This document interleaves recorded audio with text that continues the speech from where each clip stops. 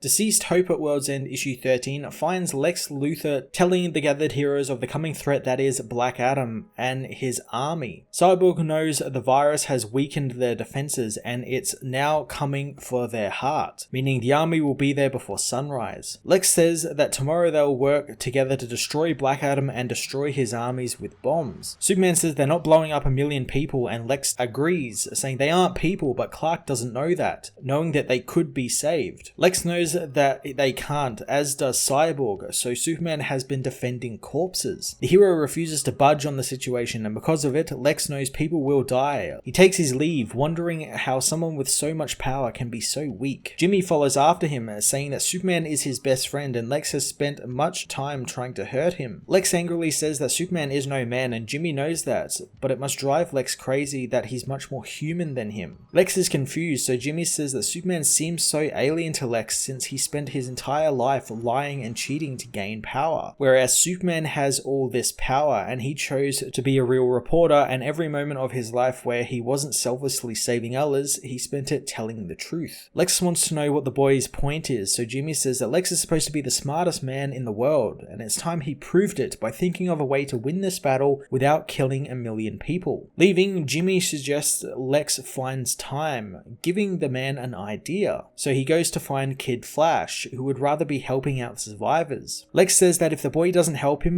many will die tomorrow. Lex reveals that he needs time to think, so thanks to Wallace, Lex enters the Speed Force for 6 minutes, which to him is days. At the end of the 6 minutes, he has an idea, telling Kid Flash to return to his futile rescue duties. Lex goes to see someone unseen, saying that he's run scenarios in his head and it's going to be a bloodbath, since Superman won't do what's needed to be done and his compassion will be their undoing, which will lead to him being infected along with Wonder Woman or the Flashes, and then it will really be the end. Lex luckily knows how the army will try and access the garden, and it will be a single moment that Pied Piper can stop. Harley knows that there is no pressure in this, as Lex warns him not to tell the League since they will never let him go through with this and try and stop him. Luckily, this is where Wink comes in. The teleporter agrees to do Lex's work, despite the plan sucking. Lex takes his leave to find the final piece of his puzzle, telling Wink and Piper to spend their last moments with their loved ones. Lex goes to find Wonder Woman out in the city, and she conscripts him into rescuing some people, telling kids to jump on Lex's armor so he can fly them to the safety of the garden. Lex reminds her that the suit is worth $3 billion, but Diana reminds him that money has no worth anymore, and besides, they're kids,